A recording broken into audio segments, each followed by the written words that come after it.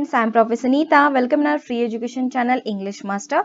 Dear students, आज के इस लेक्चर में हम पढ़ने जा रहे हैं आपका क्लास 5 का यानी कि 5th क्लास का इंग्लिश टेक्स्ट बुक सीरीज जो हमने लॉन्च किया है उसमें का यूनिट नंबर 1 का lesson number 8 peer profile. Okay, we are going to learn this full explanation in Hindi. Look at here, यहाँ पे एक बच्चा खड़ा है, इसके हाथ में बंडल ऑफ शीट्स है एंड एक हाथ में पेन है. सो आपको पीयर प्रोफाइल यानी कि एक शीट होता है, एक पेपर होता है, उस पे जो इन्फॉर्मेशन होती है आपके दोस्तों से आपको फिलअप करवा के लेनी है.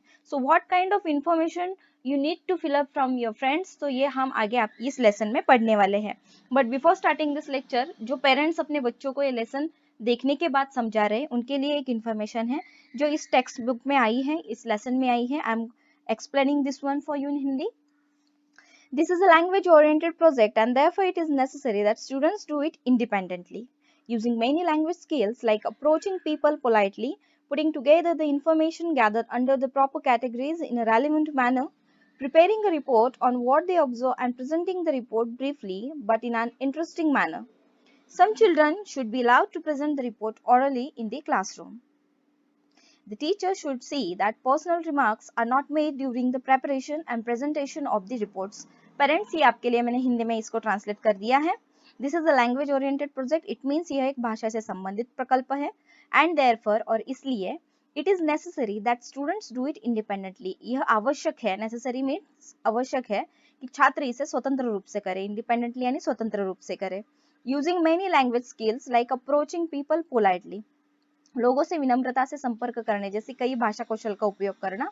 Putting together the information gathered under the proper categories in A relevant manner, यानी कि वे जो भी देखते हैं संबंधित श्रेणियों में उचित श्रेणियों के तहत एकत्रित जानकारी को एक साथ रखना.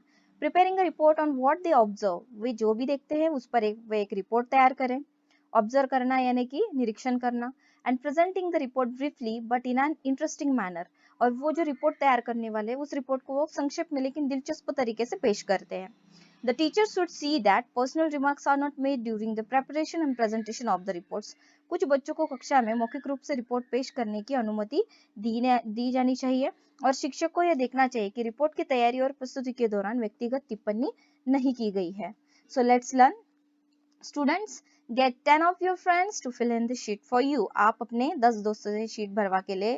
और देखिए इसमें क्या क्या है. द फर्स्ट वन इज, एक आपके लिए एग्जाम्पल दिया है आपके टेक्स्ट बुक में. माई नेम अनिशा किशोर अंबेकर, मेरा नाम Anisha Kishor Ambekar. The first thing which आपको पॉइंट बाय पॉइंट में बताऊंगी कि क्या क्या आपके पीए प्रोफाइल शीट में होता है. माई नेम अनिशा किशोर अंबेकर, मेरा नाम Anisha Kishor Ambekar. At home they call me Sona, घर पर वे मुझे बुलाते हैं सोना. माई फ्रेंड्स कॉल मी निशा, मेरे मित्र मुझे बुलाते हैं Nisha. Some of the things I enjoy swimming and ice cream, कुछ चीजें मुझे अच्छी लगती है. स्विमिंग यानी तैरना, आइसक्रीम यानी आइसक्रीम खाना. Next, some of the things I appreciate music and good hand writing, कुछ चीजें जिनकी मैं सराहना करती हूँ, संगीत और अच्छी लिखावट की. Some of the things I fear, fear यानी डरना, मुझे किन चीजों से डर लगता है. A mouse singing in front of the class, कुछ चीजें जिनसे मुझे डर लगता है, एक चूहा और क्लास के सामने गाना. Some of the things I hate to do यानी करने में बहुत बुरा लगता है. कट अनियंस, कुछ चीजें मुझे करने से नफरत है, यानी कि जैसे कि प्याज काटना. Some of the things I have to do, get up early in the morning. Have to do का मतलब है करना ही पड़ता है, कुछ चीजें मुझे करनी ही पड़ती है, जैसे कि सुबह जल्दी उठना. Get up early in the morning यानी सुबह जल्दी उठना. Next points are, some of the things I will never do, some of the things I will never do. Tell a lie to my mother, कुछ चीजें जो मैं कभी नहीं करूंगी, मेरी माँ से झूठ बोलना. लाई यानी झूठ. Tell a lie to my mother, मेरी माँ से झूठ बोलना, ये मैं कभी भी नहीं करूंगी. Some of my good habits, brushing a teeth twice in a day, मेरी कुछ अच्छी आदतें, दिन में 2 बार दांत साफ करना. Some of my bad habits, stuffing my clothes in the cupboard without folding them, मेरी कुछ बुरी आदतें, बिना घड़ी किए मेरे कपड़ों को अलमारी में भर देना. My favourite personality Mahendra Singh Dhoni, मेरा पसंदीदा व्यक्तित्व कौन है? Mahendra Singh Dhoni. What I like most about this person? He is a very good captain. और मुझे इस व्यक्ति के बारे में क्या बहुत पसंद है? वह बहुत अच्छे कप्तान हैं। सो देखिए, और लास्ट में आ जाता है आपका signature. This is the Anisha signature. I hope students and parents आप सबको ये समझ में आ गया है कि what are the important points to be fill up in the peer profile sheet. Okay, so इससे रिलेटेड ये लेसन है।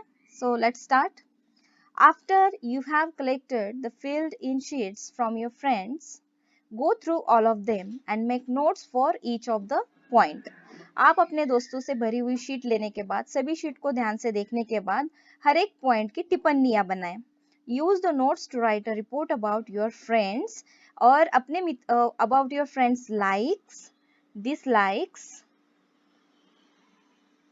habits, favorite personalities, etc. You can present your report orally or in writing. और अपने मित्रों की पसंद, likes यानी पसंद, डिसलाइक्स यानी नापसंद, हैबिट्स यानी आदतें, फेवरेट्स पर्सनालिटीज पसंदीदा व्यक्तित्व इत्यादि चीजों के बारे में एक रिपोर्ट लिखने के लिए टिप्पणियों को आप उपयोग करें। और आप अपनी रिपोर्ट मौखिक रूप से या लिखित रूप से पेश कर सकते हैं। ऑरली यानी मौखिक, राइटिंग यानी लिखित। Remember the following things when you make a written or oral presentation. निम्नलिखित बातें याद रखें जब आप एक लिखित या फिर मौखिक प्रस्तुति बनाते हैं। चलिए चलते हैं। The first one is you need not mention the names of your friends in your presentation. You should only give a summary of what you observe in the responses given by many people. आपको अपनी प्रस्तुति में अपने दोस्तों के नाम का उल्लेख करने की आवश्यकता नहीं है और आपको कई लोगों द्वारा दी गई प्रतिक्रियाओं में केवल एक सारांश ही देना चाहिए। Next, your presentation should clearly show what many or most people enjoy, appreciate, fear, etc. What only some of them mention and what only one or two mention.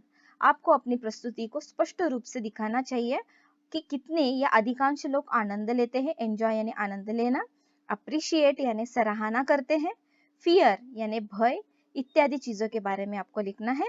What only some of them mention या फिर उनमें से केवल कुछ का उल्लेख आपको करना है, and what only one or two mention और केवल एक या दो का उल्लेख है। Okay, the next point is if necessary you may point out what is not mentioned by any of the people. For example, you may say it appears that nobody is afraid of examinations as no one has included them in the things they fear. यदि आवश्यक हो, if necessary यानी यदि आवश्यक हो, you may point out what is not mentioned by any of the people. तो आप बता सकते हैं कि लोगों में से किसी ने भी इसका कौन सी वो चीज है जिसका उल्लेख नहीं किया है। फॉर एग्जाम्पल, उदाहरण के लिए यू में से आप कह सकते हैं it appears that nobody is afraid of examination, कि ऐसा प्रतीत होता है कि कोई भी परीक्षाओं से नहीं डरता है। As no one has included them in the things they fear, क्योंकि किसी ने भी उन चीजों में शामिल नहीं किया है जिनसे वे डरते हैं। And the next topic is you should also mention what you found most interesting in the responses at the end of your presentation. आपको अपनी प्रस्तुति के अंत में प्रतिक्रियाओं में से सबसे दिलचस्प क्या मिला, इंटरेस्टिंग यानी दिलचस्प, at the end of your presentation, और इसका उल्लेख भी आपको करना चाहिए at the end of your presentation यानी कि जब आपकी प्रस्तुति खत्म हो तब। And the last point is you must take care to see that you do not hurt anyone's feeling when you get the sheets filled or when you make your presentation. आपको यह ध्यान रखना चाहिए कि जब आप शीट भरते हैं या जब आप अपनी प्रस्तुति देते हैं तो आप किसी भी की भावनाओं को चोट नहीं पहुंचाते हैं। ओके, फीलिंग्स यानी भावनाएं, हर्ट यानी चोट पहुंचाना। Okay, these are the most important points जब आप किसी का पीयर प्रोफाइल भरने के लिए आप खुद भरते हो या फिर किसी को कहते हो। सो एट दिस टाइम आपको ये सारी चीजें ध्यान में रखनी है। And this is the project work. Okay, so I hope कि पेरेंट्स एंड स्टूडेंट्स आपको ये लेक्चर समझ में आ गया है। तो चैनल को लाइक शेयर सब्सक्राइब करना मत भूलिएगा। हमने आज पढ़ा है peer profile class 5 English text book unit number 1 in full explanation in Hindi. जल्दी मिलते हैं नेक्स्ट लेक्चर में, तब तक के लिए take care of yourself, stay safe, stay healthy and bye bye.